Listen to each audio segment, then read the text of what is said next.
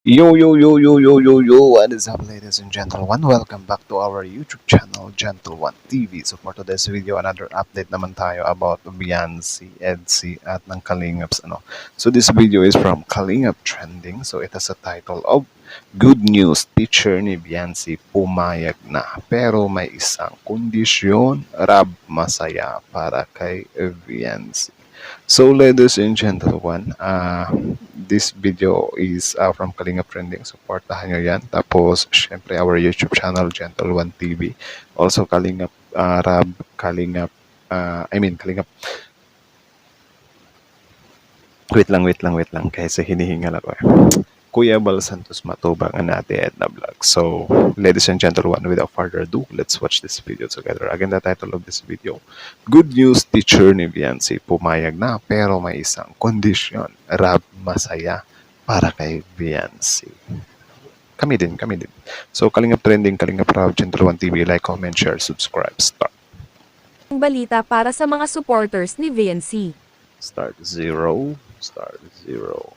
Wow, magandang balita para sa mga supporters ni VNC. Yun, what is that? Teachers ni VNC finally pumayag na pero sa isang kondisyon, ano naman kaya ito, at yan ay atin nang malalaman mamaya mga kalingap. Pero bago yan, Okay.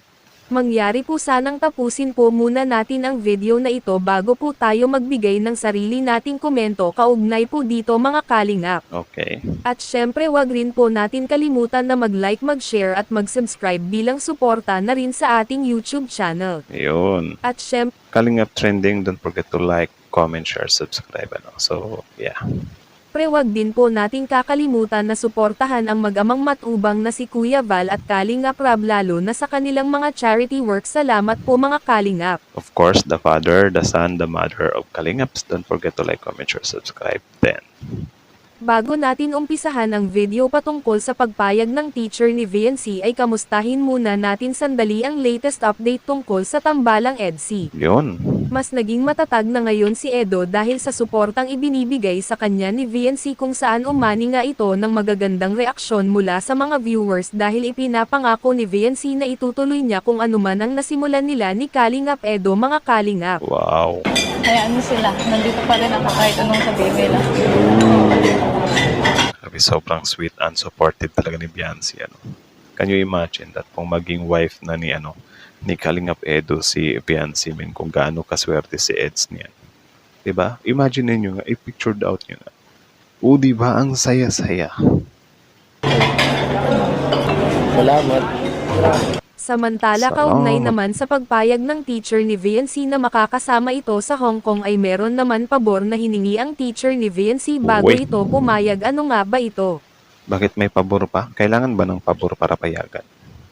Actually mga kalingap, dahil sa matatamaan ang schedule ni VNC sa kanyang mga kinakailangan tapusin sa school at sa pagpunta nila sa Hong Kong, ay meron ng special activities na ibinigay kay VNC ng kanyang guro mga kalingap. Okay. So parang special activities pala. Tama naman yan. Makatarungan din naman yun. Kasi syempre need mo ding i-fill up yung mga days na wala ka, di ba? Okay.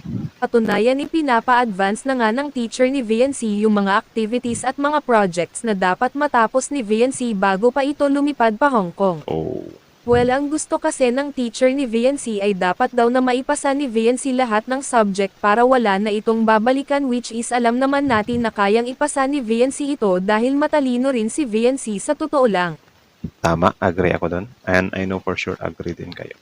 Ang totoo niyan, sabi ng teacher ni VNC, ay wala namang special treatment para kay VNC dahil beneficiary siya ng Kalingap team, pero ang pinagkaiba lang ni VNC sa ibang estudyante ay mauuna lang si VNC o i-advance lang yung mga activities para kay VNC, pero kung sakaling may tumagilid sa grades ni VNC ay hindi. Actually, subjective yung pagiging special treatment.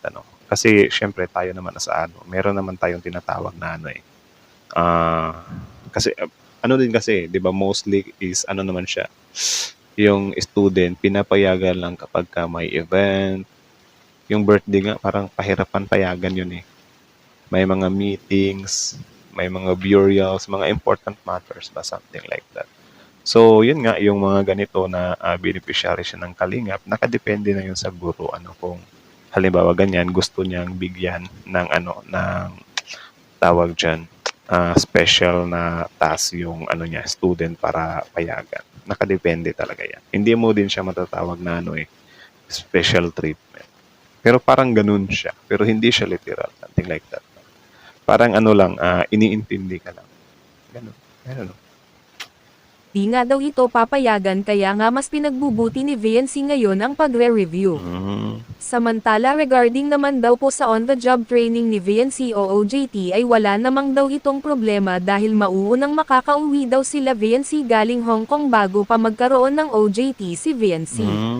So ibig sabihin mga kalingap yung tatamaan ng schedule ng paglipad ni VNC ay yung mga final test ni VNC sa mga subject at ito nga yung i-a-advance ng teacher niya mga kalingap. Okay, so At ano lang din, uulitin at sa date lang din. Okay. Iwanagan lang po natin na itong si VNC po ay makaka-attend sa kanyang OJT which is nakaschedule na nga ito at pasok po ito sa schedule ni VNC kung saan nakauwi na nga ang Team Kalingap mula sa Hong Kong.